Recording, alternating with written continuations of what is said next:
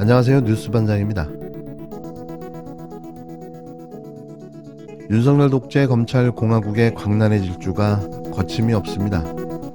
더불어민주당 이재명 대표의 최측근인 정진상 대표실 정무조정실장이 구속 상태로 재판에 넘겨졌는데요. 2억 원대 뇌물을 받은 혐의, 대장동 개발 이익 428억 원을 약속받은 혐의 등이 적용됐습니다. 이 여세를 몰아 이재명 대표에 대한 수사도 본격화될 것으로 전망되는데요. 또 검찰이 서해 공무원 피격 당시 안보라인의 정점이었던 서훈 국가안보실장을 같은 날 재판에 넘겼습니다. 전 정부 청와대 실장급 최고위직이 재판에 넘겨진 건 이번이 처음인데요. 검찰은 서 전 실장이 책임을 모면하려고 대통령 보고 없이 피격 사실을 숨기기로 단독 결정했다고 잠정 결론 내렸습니다. 특히 당시 청와대 일부 비서관들까지도 반대 의견을 냈는데도 이를 묵살하고 사건 은폐 지시를 했다고 판단했는데요. 어처구니가 없습니다. 결국 이 사건도 문재인 전 대통령을 정조준하고 있는데요. 비리범죄로 이재명 대표를, 종북 친북으로 문재인 전 대통령을 치겠다는 이야기인 거죠. 지난 8일 한동훈 법무부 장관의 발언이 다시 주목되는 이유인데요. 한 장관은 이렇게 말했습니다.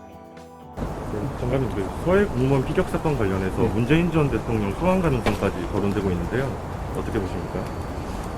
누구 소환하는 걸 그렇게 말씀드리는 문제는 아니고, 뭐 임종석 실장이나 이런 분들이 여러 가지 말씀하시잖아요. 반복해서 말씀하시던데,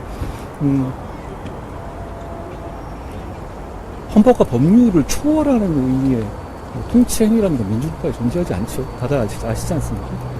검찰에서 투명하고 공정하게 수사할 거라고 생각합니다. 그리고 제 기억으로는 문 전 대통령께서 대북송금 특검 당시 민정수석이셨는데요. 그때 김대중 전 대통령께서 관여한 것이 드러난다면 유감스럽지만 책임을 지셔야 한다, 이런 말씀도 하셨던 걸로 좀 기억하는데요. 헌법과 법률을 초월하는 의미의 통치 행위라는 것은 민주국가에서 존재하지 않는다. 검찰에서 투명하고 공정하게 수사할 거라고 생각한다. 이 말은 과연 무엇을 의미하는 걸까요? 다음은 문재인 대통령이라는 이야기인 거죠. 어디 뜻대로 되는지 지켜보도록 하겠습니다. 이명박 전 대통령이 오는 28일 0시를 기해 사면됩니다. 지난 2018년 3월 22일 구속된 이후 4년 9개월 6일 만에 사면입니다. 박근혜 전 대통령 사면 이후 시기를 고민해오던 대통령이 이제는 때가 되었다고 판단한 듯합니다. 성탄절이나 신년도 아니고 28일 사면을 하는 이유도 독특합니다. 윤 대통령이 그렇게 국민들 눈치를 보며 뜸을 들이더니만 잠시 반짝한 국정 지지율 상승세를 타고 이명박 씨에 대한 특별 사면을 하겠다고 나섰습니다. 또 이명박 씨만 사면하면 형평성에 문제가 있다 보니 어거지 끼워 맞추기식으로 김경수 전 경남지사의 사면도 동시에 이루어질 것으로 보여지는데요. 하지만 김 전 지사의 사면은 반쪽짜리입니다. 사면은 하지만 복권은 안 되는 거죠. 당분간 선출직 공무원으로 현실 정치에 복귀하는 건 불가능할 전망인데요. 이는 철저하게 계산되고 의도된 일인 겁니다. 이래서 말도 안 되는 여론조사로 반짝 지지율 상승세를 만들어낸 게 아닐까 하는 음모론까지 상상하게 만드는데요. 응답률 3.8%의 여론조사로 만든 41.5%의 놀라운 지지율을 말이죠. 윤석열 대통령은 이르면 오는 28일 이명박 씨 등에 대한 특별 사면을 단행할 것으로 전망되는데요. 대통령실 핵심 관계자는 9일, 12월 28일에서 30일께 신년맞이 특사를 하는 것으로 내부 검토 중이라고 밝혔습니다. 오는 31일이나 1월 1일이 주말인 점을 고려한 일정이라는 게 이 관계자의 설명인데요.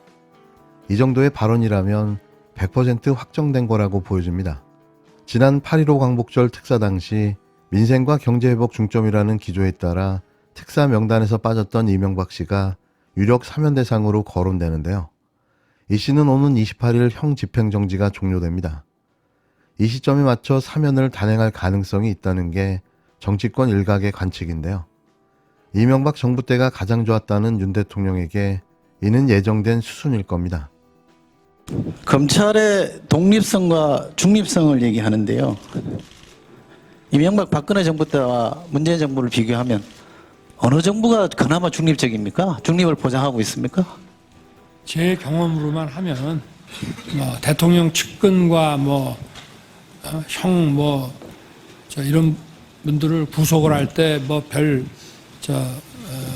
관여가 없었던 것으로 상당히 쿨하게 처리했던 기억이 나고요.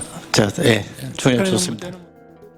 다만 이명박 씨의 건강 상태에 따라 형집행 정지 연장을 신청해 재수감을 면할 수도 있는 만큼 28일로 날짜가 확정된 단계는 아니라고 복수의 관계자가 전했는데요.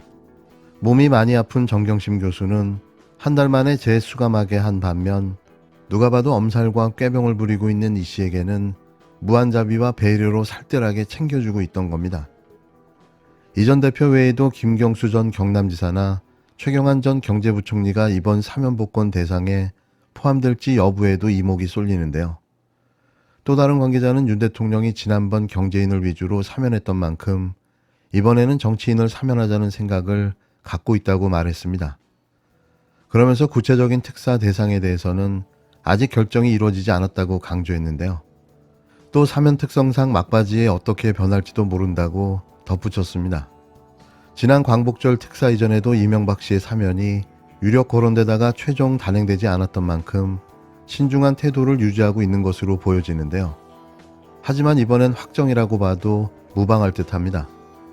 내년 5월 만기 출소하는 김 전 지사의 경우 일단 복권 없이 사면만 이루어질 가능성이 크다는 게 정치권 안팎의 관측인데요. 김 전 지사는 복권이 되지 않으면 2028년 중순께 피선거권이 회복됩니다. 당장 2024년 총선이나 차기 대선에 출마할 수 없는 셈인데요. 철저하게 계산된 발목 잡기를 하고 있는 거죠.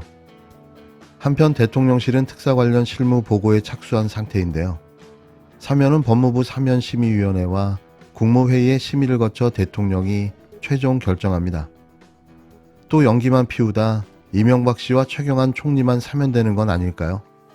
치졸하고 쫀쫀한 정권, 보복과 복수만이 전부인 정권에서 사실 기대도 크게 안 됩니다.